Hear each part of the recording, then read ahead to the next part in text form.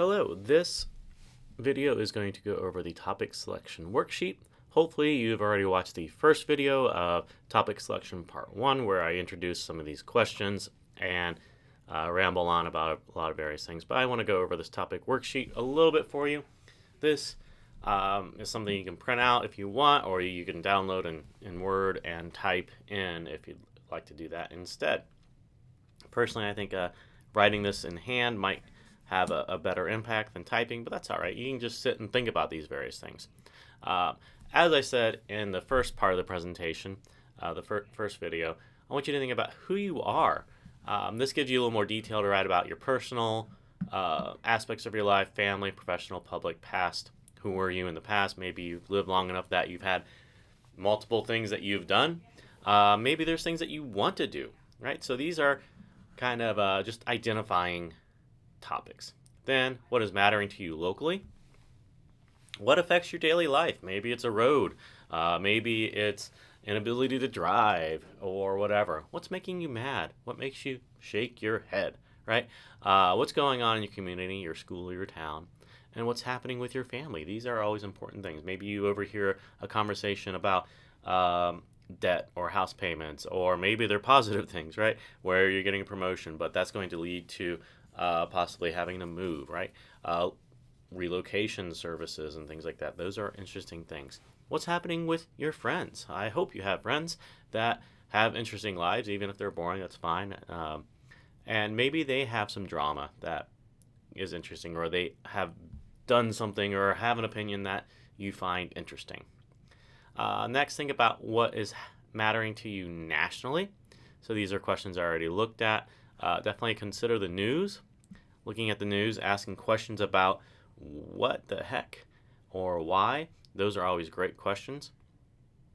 And then I think I bypassed the international thing just to think about what are some general concerns. What's keeping you up at night? It can be, grades and personal issues. Those things matter because maybe we can or can't do something about them. Think about how wonderful it is if we could solve these problems. Think about your interests and your passions. What issues from the above positively or negatively influence who you are or want to be? So think back to your aspirations or your past, right? What do you want to be, and how do these things influence you? Maybe you do want to be a writer or a musician. What is going to prevent you from doing that? Well, making money. Well, that might be an issue. Is there enough support for the arts in our society? That's an interesting question to look at. What can we do to change that? What do you need to happen around you to become who you want to be? What products or relationships help define who you are or want to become? So think about, your cell phone, right? Is it an iPhone? Is it an Android? What does that say about you? There are studies that talk about the differences between those two operating system owners and people who use them. Maybe it's a specific gaming system that you like, or a car that you like. Those are interesting things. What relationships help define who you are or who you want to be? Maybe you want to go into therapy or be a psychologist. Some of you have mentioned that. How has the past shaped those decisions? And what is going to shape these things in the future? Those are always interesting questions. I think about what's holding you back or preventing you from being these things. So then, once you've got these answers, again, highlight the words and ideas that seem to matter to you and try to categorize them into general topics. And I only have just 3 topics, but you can do as many as you want. I don't advise doing like 60 or 70, but pick like a top 5 or a top 10 just so it's manageable, and you can repeat this list as much as you want. So, questions: how does it affect you? Who is controlling these topics? What would happen if this topic continues, right? As it is? What would happen if it changes or stops being the way it is? When did your thing start? How does it affect or impact our country?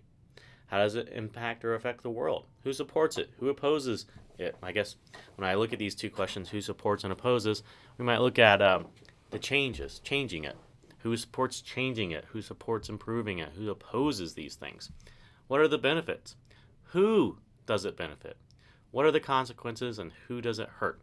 So some examples of a filled out form looks as follows. This is kind of based a little bit on me. Excuse me. So who am I? Father of music. I'm a procrastinator. There's other things. Um, Husband, son, uncle. I'm a teacher. Publicly, I'm a deacon. I was a council member. I'm a musician. I'm a member of this Heart and Souls group. It's a nonprofit in our little town. In the past, I was a student. I was a writer, an artist, a musician, and a lot of other things. And, I might say I lived in New York City. I lived in Boston. I'm from Ohio. Those things, all these different things can shape me. And it just, right now, for sake of speed and example, that's important. I just made it very brief. Aspirational PhD candidate. So I've applied for a PhD program to look at. What affects me locally? Various things in here. What makes me mad, right? Ignorance, just people unwilling to change. My kid's not trying. That's hard. Learn helplessness.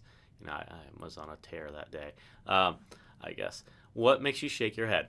I should mention here that your experience for the day and what you've experienced that day, I guess I repeated that.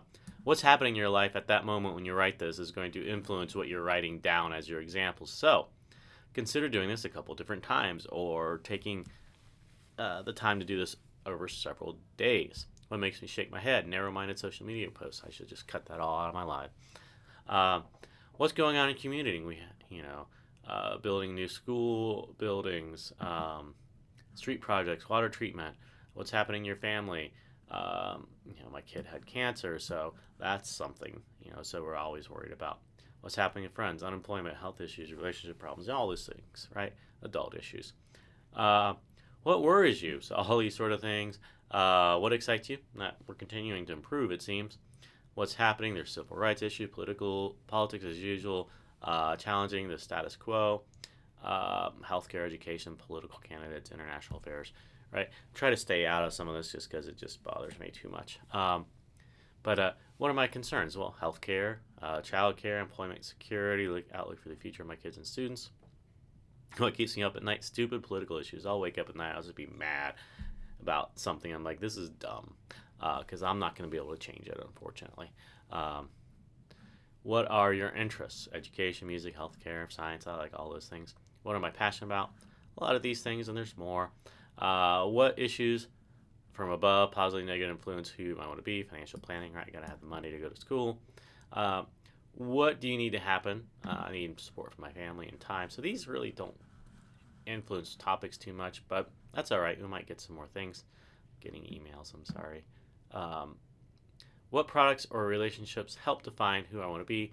I think technology gets away face-to-face family interaction. Kids like to be on their phones. It changes their moods, that sort of stuff. But it does have benefits. There's a balancing relationship with kids as a parent, and it's harder than I thought it would be. Right? So I have a preteen as my oldest, and that's just wonderful, right? Teenagers are just great. So looking at this list, I have some topics. Natural resources, particularly water. I've always found this to be an interesting topic. Education's interesting, and healthcare, right? So who does it affect? I need it. All these things, right? Who controls it? It's local, but state and national EPAs have a sort of say in it. Who controls education? It's local and state. I guess I could say I control what my students do. And insurance companies control healthcare, right? So we could start going through all these things. What happens if it continues, I guess, as it is? There could be problems with supply and quality, right? As areas become drier, there's potential for a conflict over resources, particularly water in other countries. For healthcare, socioeconomic disparities.